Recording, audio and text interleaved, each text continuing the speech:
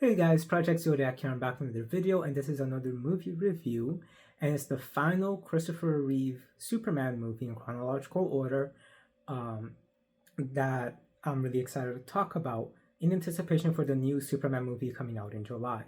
So this one is Superman 4: The Quest for Peace, and it's one that I didn't really watch very often. I've only maybe seen it maybe like once or twice, and I don't even think I ever finished it because I was a little bit scared when Nuclear Man was being created.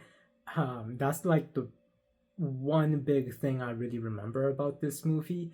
It's Nuclear Man being created, and yeah, I was very very little, and for some reason the way that they had his hand scared me. So I don't remember this movie too much. I just know that it is a very hated movie. But it is something that I was interested to see how this movie would be. If it really is hated, if it really is bad, like people say, or if it's overhated. And honestly, uh, yeah, this movie is overhated. It's really not a bad movie. So this is my spoiler-free section of this movie. I will go into a spoiler-filled section towards the end of the video where I go in a lot more detail explaining my thoughts for everything. But for right now, I'll just leave this as spoiler-free, just in case for those of you that just want to know my quick thoughts on it. Honestly, not counting Superman Returns, which is, for me, canon to the Christopher Reeves movie, this one would be the best sequel in my opinion. I do prefer it over Superman 2. I still have not seen Superman 2 the Donner cut, so I can't compare it to that, but the theoretical Superman 2, I do prefer it over it. It does have some of the same issues towards the end of it that Superman 2 did in some aspects, but again, I'll talk about that a little bit more under the spoiler section. But I'll give a general summary of that in a little bit. But I think that the story itself was just way better written in this movie. And I think that this movie really is overhated. I thought that the action was really cool. The fact of Superman trying to do something big for the planet, I thought that that was amazing. Um, you can also tell that Christopher Reeve is so much more relaxed in this movie, so much more happier, and his performance here is really good as Superman. I would say it's probably his best performance as Superman, other than in the first movie, because here he really knows the character, he really knows the role, and he's just so much more at peace in this movie, and you can tell too, because he doesn't look old like he did in Superman 3. And he was only in his 30s when he made Superman 3, but he looked like he was in his 50s. So in this movie, he looks more his age. He looks young, he looks strong, he looks healthy, he looks good, and he looks, like just Christopher Reeve as a young guy, not as a old person or someone in their mid to late 50s like he did in Superman 3. So I don't know why he looked that way in Superman 3. I think I talked about that in my Superman 3 review, where I believe it's due to a lot of the stress he was under with that movie and regarding the production as well. But in this movie, he had a lot more control of the production, and he was one of the producers for it as well. So he had a lot of say of what goes into this movie. And you can tell that he's just doing it right. Like, he's really doing Superman right in this movie. So yeah, this is, other than in the first movie, this is for me, and okay, the first movie, Superman Returns and Superman 4, is the best Christopher Reeve universe Superman movies because they really touch on the essence of who and what Superman is. And yeah, he's just, you could tell that he's just having a great time making this movie, for the most part. The supporting characters are, it's nice. I didn't think that they were annoying. They even bring Lex back, and if you've seen my other videos, uh, Lex was always the most annoying parts of Superman 1 and 2 for me. He was good in Superman Returns, but then here, honestly, he was pretty good here. I didn't really have any complaints with him here like I did for the first two Superman movies. So I thought it was fine. And then also they get back the actress who played Lois, and she has a bigger role here than she did in Superman 3. And she's finally written like she was in Superman 1. She's likable, she's understanding, she's really cool. She's not, being like fake and annoying and bossy and um, like just the way that she was written in Superman 2.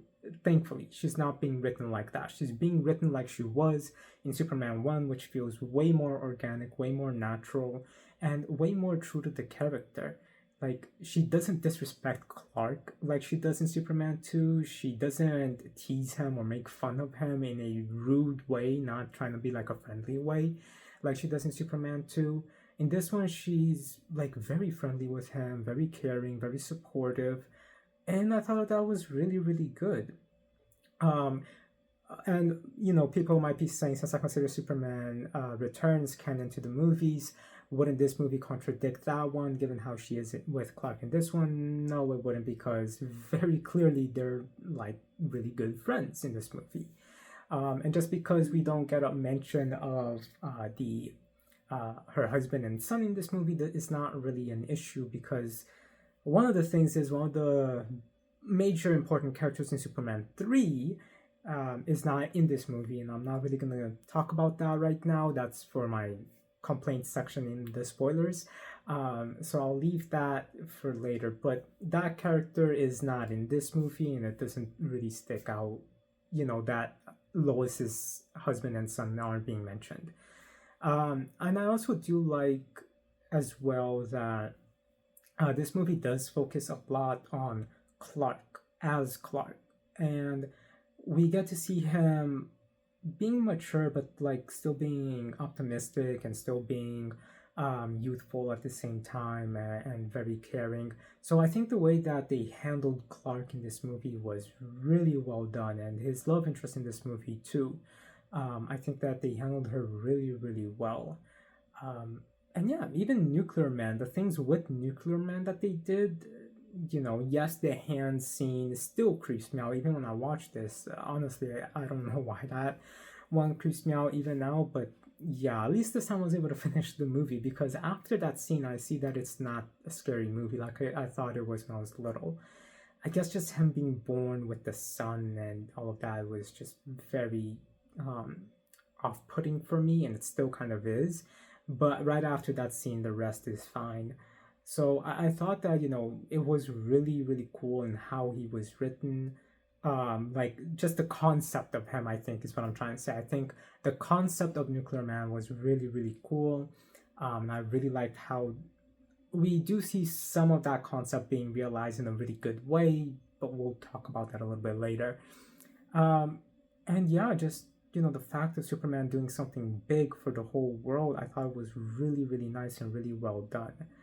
Um, so honestly, I was surprised with this movie. I thought it was going to be bad and terrible from what everyone else says, but it's my favorite, right behind Superman Returns as the sequels to the first Christopher Reeve Superman movie. But there are issues with it, and most of that comes down towards the ending and some of the script stuff, which I can't say too much about because that will be spoilers. But what I can say is that some of the stuff in this movie is, like I said, same issues as what happens in Superman 2, the theoretical cut, where things are not really explained, so I can say that. And things are just like told, like one huge thing happens, and then the very next scene this other huge thing appears and happens, and you're like, how did this situation go from this to this? Because it makes no sense. There's no answer given to it. It's happening in one way, and then the next scene it's something much bigger. And I'll talk about that in my spoiler section. But yeah, I would say that is my biggest complaint, and the ending felt like things were cut off and that things were super, super rushed. And then the special effects in this movie, I do think, is the worst out of all of the Christopher Reeve Superman movies. But other than that, those are really just my complaints. Everything else, I really enjoyed this movie, and I do think it is overrated. There is, of course, yes, the last big complaint, without spoilers, is giving Superman random powers. Like in this one, he kind of has one scene where he rewinds time to fix something, but he doesn't do it like he did in Superman 1, where he travels around the world. He has a different laser vision this time. It's blue, and it just like fixes the thing that got destroyed. So yeah, but at this point, I'm kind of used to the random Superman powers in this series, uh, and it's fine. It's Superman. It's a movie universe. Of course, they're gonna do some artistic liberties with certain things, so I can't really complain about too much with it at this point. People who are purists are definitely gonna be complaining about some of the powers, but it's been a thing for this whole series. So even from Superman 1, he had things that he doesn't have in the comics. So really, at this point, it's just like, you just get used to it. It's fine. And yeah, I thought it was pretty cool how they handled that too. But sadly, again, the special effects with that scene and other scenes is not the best. But yeah, guys, still, the movie is overhated. I do think it is worth watching, and worth watching in a more calmer mind. Because again, I thought that this movie would suck from what everyone says, but really it's not that bad. It's really, really good, especially when you're able to put aside the ending sections, which is a bit rushed and cut. And then if you look at the production of the movie, you understand why. Apparently, they did remove about 40 minutes of the movie. And the special effects was because the studio was being cheap with them. But when you put all of that aside and actually just enjoy and sit through the movie, it's a very good, enjoyable movie, and it's really fun too. Um, so yeah, I think that this movie was really good and overhated. But that's it for my spoiler-free section. If you guys want to stick for my spoiler section, there isn't too much extra I need to talk about. It's really just the things about the script in more detail. So if you want to stay for that, thank you. If you don't, then rate, comment, subscribe. Let me know what you think about this movie. But if you are staying for it, thank you. Let's jump straight into it. So let's go first with the character that is missing in this movie, and is one of my complaints, which is Lana. She was a big factor in Superman 3, and she's not in this movie. She's not even mentioned. So that was a bit upsetting, and that's why I'm also saying it's not a big deal that Lois's husband and son aren't even mentioned either. But they really should have at least addressed what happened with Lana. Now, in regards to Clark's new love interest, I think that she's really well developed. Her whole arc is really, really good. I've seen some people complaining that her arc is really rushed and bad, but I didn't think so. I think it was good enough and clear enough that the more time she spends with Clark, she realizes that her dad's perception of things is wrong, and that she needs to be valuing people as they are, not the rich, scandalous style people that her father makes her think people should be as. So I thought that her development was very, very good. And again, I loved Lois's relationship with Clark as well in this movie. And it was just really nice to see him talking with her as himself a few times and then erasing her memories again. I thought it was a bit touching in that sense, because he knows that he can be himself with her, but he can't tell her that he's Clark. So I guess every now and then he does this to just talk with her openly, and it seems like she might have some kind of residual memory of maybe knowing that Clark is Superman, but it's not fully clear if she does or doesn't remember. So I thought that was done well and really interesting. But of course, the biggest issue here is the script and how the ending part felt very rushed. So, for example, when Superman gets injured, okay, he's injured, he's sick, and then there's this thing with the green crystal from his ship, and his mom is telling him that, the crystal, once he uses that crystal, he will be fully alone. But what does that mean? Does it mean that he won't be able to talk with their memories anymore, or their AI anymore? What does it really mean? And then on top of that as well, we don't get the explanation of what he does with the crystal. We just see him hugging it, and as he's sick, and then literally the next shot is Nuclear Man destroying things, and then Superman coming in, flying in, is all healthy and strong again. It's like, what did the crystal do to make you not sick anymore? Like, that's what I meant. It's just like when in Superman 2, he somehow got his powers back without us ever being told how exactly. So it's that's something that I didn't like about this movie at all. It's like, why didn't they explain this? Another thing is like, how did Nuclear Man know where to go to Lex when he was born? So he was born, and then he immediately knows to find Lex and where Lex is. How does he know that? Because Lex was not there when he was born. He was born in space in front of the sun. So that was something that made no sense. Another thing is like, how did Superman know Nuclear Man's weakness? Because there is a scene towards the end of the movie where Lex does ask him, "Oh, how did you know how to beat him?" And then Superman gives an explanation of how he figured it out pretty quickly, and at least we got an explanation. But how did he actually come to that realization? He explains that he noticed that he was weak without the sunlight and that he's a clone of him. So, and but unlike him, Nuclear Man needs the sun 24/7 in order to function. But where was it that he realized that?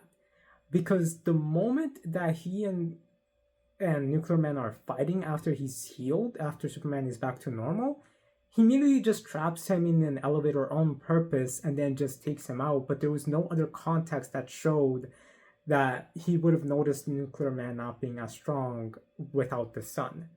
So that was something that really made no sense, that they needed to explain. And then also, how did Superman even know that Nuclear Man wanted, I forgot her name right now, but Clark's love interest in this movie? Is it Lucy? I think. I could be wrong. But the love interest that had that big character development, which I thought was pretty good. So how is it that he knew Nuclear Man wanted her at the end of the movie?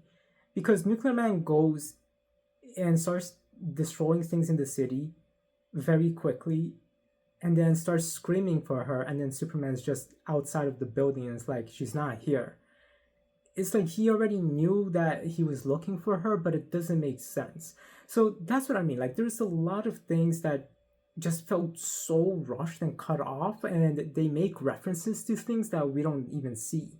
So I think that this does come down to the movie being 40 minutes shorter than what it was originally filmed. And maybe it would have addressed a lot of these things. There are some things that we do know of what was removed. Like, there was a first Nuclear Man. The one that we see in this movie is actually the second one.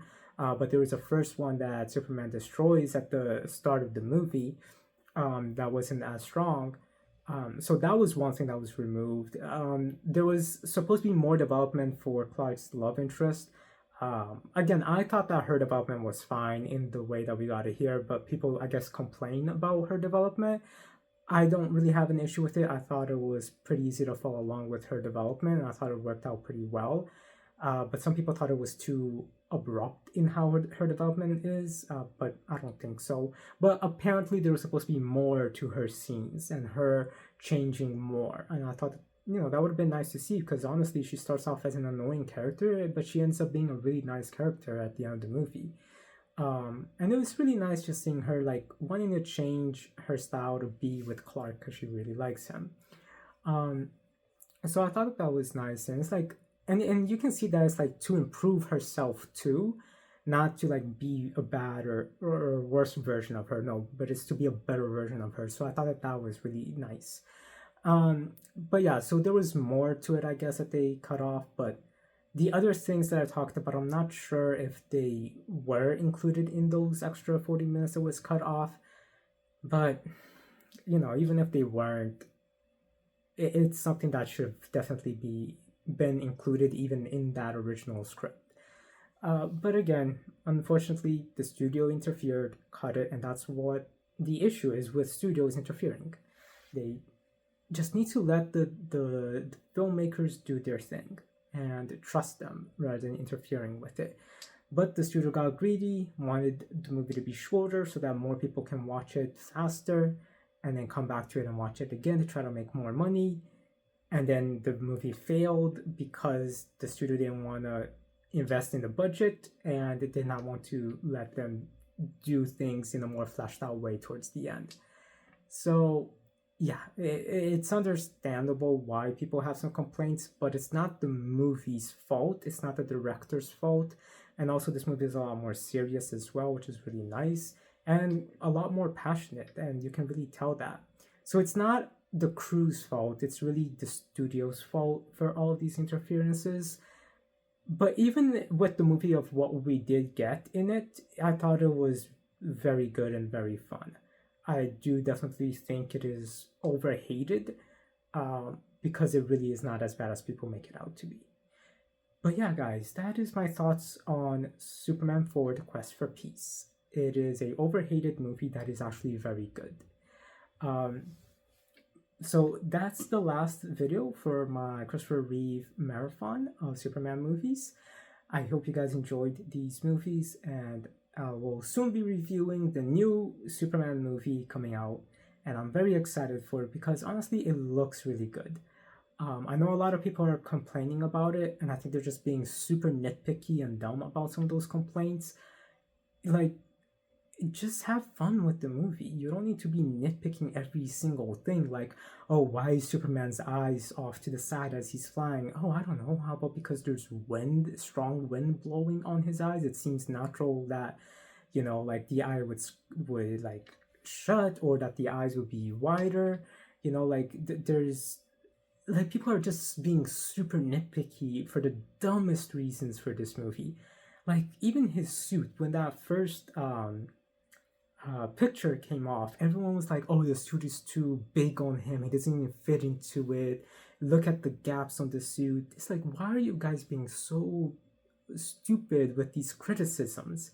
Just like, okay, people can have criticisms, people can complain about certain things, but for something that small, where your character is hunched over putting on his boots, and you know, like, even if like this shirt here, you know, right now it looks baggy because I'm sitting down, it's in a position, but if I push it down, it feels a little bit tighter. But look, if I just move a little bit, and then you can already start seeing a little bit more of the folds, like over here compared to how it was over here.